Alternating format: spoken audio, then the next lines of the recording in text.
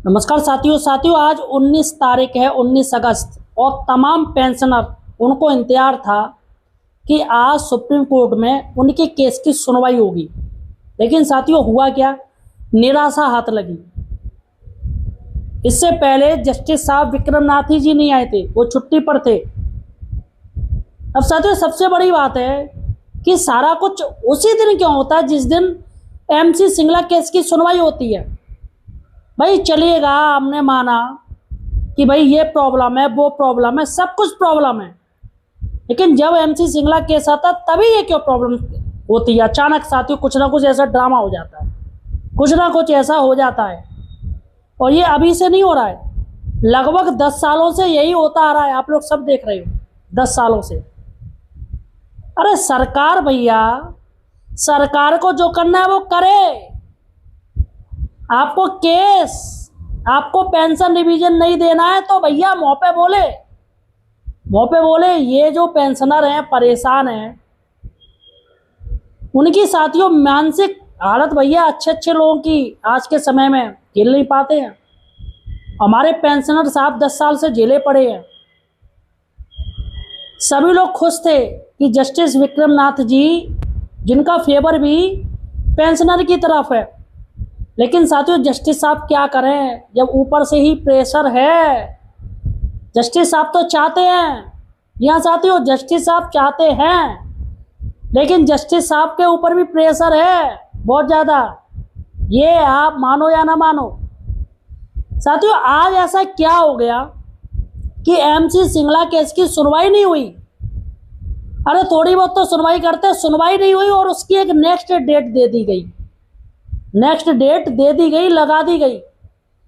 तमाम साथियों MC Singla case से जुड़े वकील साहब कोर्ट रूम में इंतजार कर रहे, सभी ने तैयारी पूरी कर ली, लेकिन साथियों कोर्ट रूम में कुछ हुआ ही नहीं। सबसे बड़ी बात है IBA के अधिवक्ता भी वहां पर नहीं पहुंचे। IBA के जो MC सिंगला केस के एंटी जो लड़ रहे हैं, IBA के अधिवक्ता ही नहीं पहुंचे, तो क्या कहा जाए। क्या IBA के अधिवक्ता को सब जानकारी थी जो लॉयर हैं। साथियों आज मैं आपको पूरी चर्चा बताऊंगा, आज क्या हुआ है, पूरी जानकारी दूंगा। सबसे पहले हमें सपोर्ट कीजिएगा, चैनल को सब्सक्राइब कीजिएगा। जी हाँ साथियों, और देखिएगा साथियों मैंने 2-4 वीडियो डाले इससे पहले, आप ध्यान से देखिएगा। उन वीडियो को अगर आप ध्यान से देखोगे तो सभी वीडियो में मैंने बस यही कहा है कि भैया कहीं कोई साजिश ना हो जाए। यहाँ साथियों साजिश के चांस पूरे पूरे हैं। सबसे बड़ी बात है कि ये केस आते ही सारे चीज़ें होने लगती हैं कि ये कहीं वो। लेकिन आज ऐसा क्या हो गया, सबसे बड़ी बात है आज ऐसा क्या हो गया कि भैया जज साहब उठ गए, केस को ही नहीं सुना। 101 और 102 नंबर की उन्होंने हियरिंग नहीं करी। आखिर क्या मैटर हो गया। अब हमारे जो वकील साहब हैं उनको जानकारी नहीं क्या मैटर हो गया। किसी ने कहा कि कोई VIP केस आ गया है, तो जज साहब वहीं पर चले गए VIP केस को करने। मतलब वो VIP जरूरी है, ये VIP केस जरूरी नहीं है। भैया होता है जब कोई VIP केस होता है तो रात रात में तक कोर्ट खोल दी जाती है, आपको पता होगा, रात में तक कोर्ट खोल दी जाती है इमरजेंसी। तो जज साहब साथियों सरकार के फौरन केस सुनते हैं।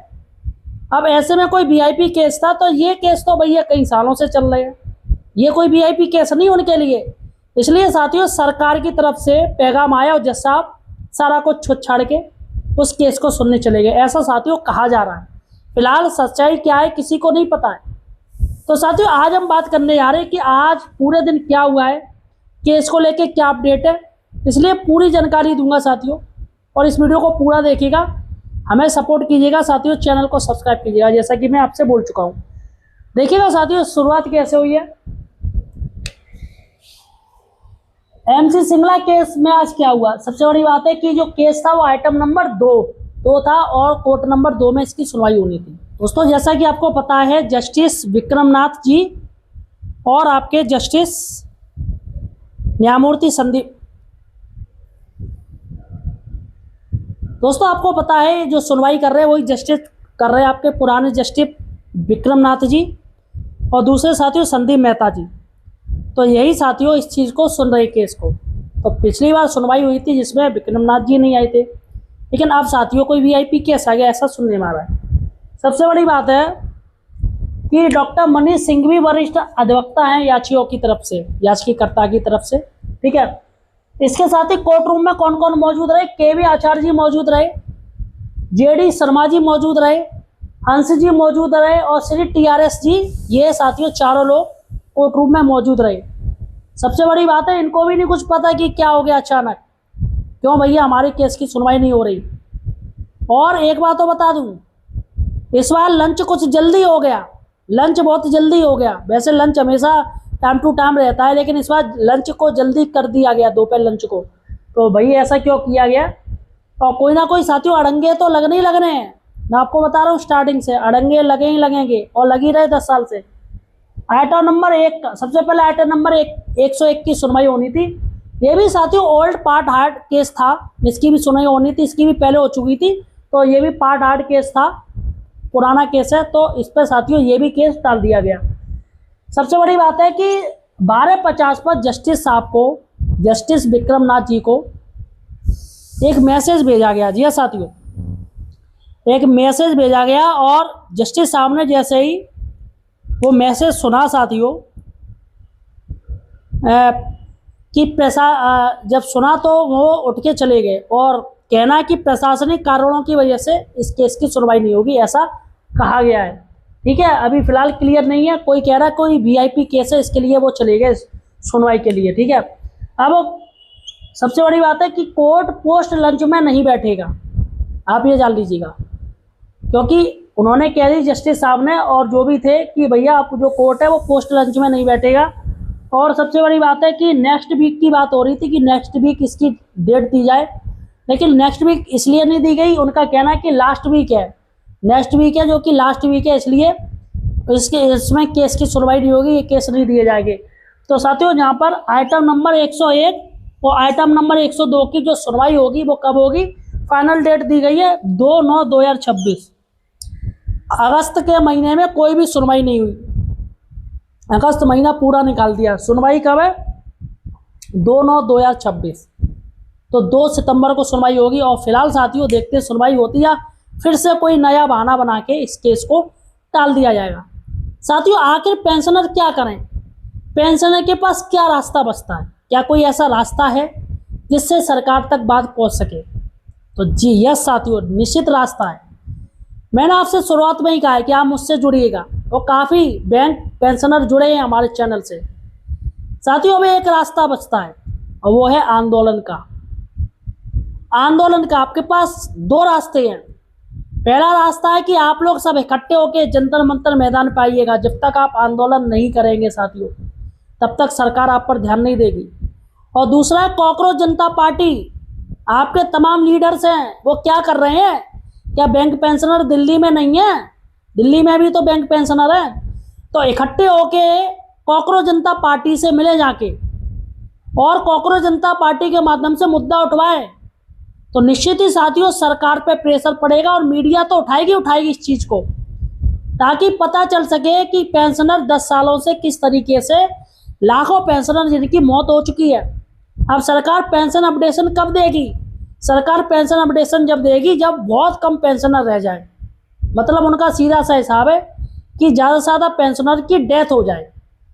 भाई सरकार को बताना चाहिए, सरकार को पता होना चाहिए रोज़ 5-6 पेंशनर की, महीने में 5-6 पेंशनर की डेथ हो ही रही है। अब सरकार चाहती है भैया कम रह जाए संख्या। तो साथियों यही 2 रास्ते बनते हैं, आप या तो आंदोलन कीजिए, बिना आंदोलन से कुछ नहीं होगा। और सरकार तो पहले से बोल चुकी है कि भैया हम खुद से नहीं कुछ देंगे, जब तक हमारे ऊपर कोई डंडा ना घुसे, कोई ऊपर से प्रेशर ना पड़े। तो सरकार के ऊपर जब तक प्रेशर नहीं पड़ेगा तब तक कोई फ़ायदा नहीं। काफ़ी लोग कहेंगे अरे भाई साहब बुढ़ापे में आके कहाँ करेंगे? भाई आपका हक है, आपको लेना पड़ेगा और थोड़ा निकलना पड़ेगा, कम से कम ज़्यादा नहीं, 1-2 दिन के लिए तो आपको निकलना पड़ेगा। और बेहतर हो कॉकरोच जनता पार्टी से आप बात कीजिएगा, विपक्षी सांसदों से आप बात कीजिएगा, राहुल गांधी से बात कीजिएगा। वैसे भी इलेक्शन आने वाले हैं साथियों, तो बहुत ज़्यादा असर पड़ेगा। तो साथियों ये तरीके हैं। और फिलहाल आप जस्टिस के राह पर अटके रहे कि भैया कोर्ट के मैटर से तो 10 साल से तो आपका केस हल ही हो रहा है ना, 10 साल से तो लटका ही है ना, आप देख रहे हो ना। कोई ना कोई बहाना बना दिया जाता है इन टाइम पे कि ये दिक्कत वो दिक्कत, ये दिक्कत वो दिक्कत। फिलहाल साथियों, मैं बस सिर्फ एक बार जानता हूँ, जितना आपके भाग्य में है उसको कोई नहीं छीन सकता। आपका भाग्य साथियों जितना है आपसे कोई नहीं छीन सकता। तो क्या जो 2.5 लाख पेंशनर की डेथ होगी, क्या उनके भाग्य में पेंशन नहीं थी? वो लोग क्यों परेशान रहे साथियों? वो परेशान रहे, आधे पेंशनर की मौत तो साथियों डेथ इसी वजह से होगी, टेंशन की वजह से। टेंशन ले लेके तमाम पेंशनर काल के जाल में चले गए। और कहते ना कि चिंता चिता से भी बढ़ के होती है, चिंता चिता से भी बढ़ के होती है। तो अब बुढ़ापे में आके टेंशन लेंगे तो क्या होगा साथियों? बीपी हाई होगा। अब बीपी हाई होगा तो भाई आप देख ही रहे हो क्या क्या दिक्कत है। तो सरकार सीधे से सभी को हार्ट अटैक देना चाहती है। अरे यार, ये केस आखिर आप क्यों नहीं, आप जो कुछ क्लियर कीजिए, आपको क्या करना है, इसका क्या नहीं करना है। आप तिल करके मार क्यों रहे हो? जो भी आप फौरन डिसीजन लीजिए। लेकिन सरकार साथियों, भाई जुडिशल तो उनके हाथ में है, जो खिलौना है, खट्ट भाई साहब केस उठा दो। और जज साहब क्या करें? जज साहब भी भैया उनके अपने बच्चों को आगे बढ़ाना है तो सरकार की बात माननी पड़ेगी। और अगर आगे नहीं बढ़ाना है तो भैया वो आ ही नहीं पाएंगे। तो जस्टिस विक्रम नाथ जी निस्संदेह साथियों ईमानदार हैं और संदीप मेहता जी ईमानदार हैं। लेकिन साथियों, कोई नहीं चाहेगा कि हमारे परिवार के ऊपर दिक्कतें आए, हमारे बच्चों का बेटों का या उनका कैरियर ना बन पाए। तो फिलहाल साथियों, और जस्टिस विक्रम नाथ 2027 में रिटायरमेंट हो जाएंगे। अब ऐसे ये तारीख आगे बढ़ाते रहे, कहीं IBA बहाना बना देगा, कहीं कुछ ना कुछ बहाना आता रहेगा, तो जस्टिस विक्रम नाथ भी साथियों रिटायरमेंट हो जाएंगे। उसके बाद कौन केस देखेगा? आपका साथियों केस बिल्कुल जीत के कगार पर है। और मैं कहता हूँ जस्टिस विक्रम नाथ ही है साथियों, निश्चित ही उन्हीं से उम्मीद है कि इस केस को वो हल करवा के ही जाएंगे। मैं तो कह रहा हूँ जस्टिस विक्रम नाथ जी भले ही रिटायरमेंट हो, लेकिन जाते जाते एक ऐसा ऐतिहासिक फैसला सुना दें जिससे तमाम पेंशनर हैं उनको राहत के सांस मिले। पेंशन अपडेशन का, पेंशन रिवीजन का तमाम बैंक पेंशनरों को फायदा दे जाए, ताकि उनका इतिहास में नाम लिख जाए। यहाँ साथियों, अब रिटायरमेंट हो गए फिर तो कोई बात ही नहीं। तो फिलहाल साथियों, आपका क्या कहना है मुझे कमेंट सेक्शन में जरूर बताइएगा। आपकी राय हमारे लिए काफ़ी ज़्यादा इंपॉर्टेंट है। और साथियों, मिलते हैं एक नई वीडियो के साथ, तब तक के लिए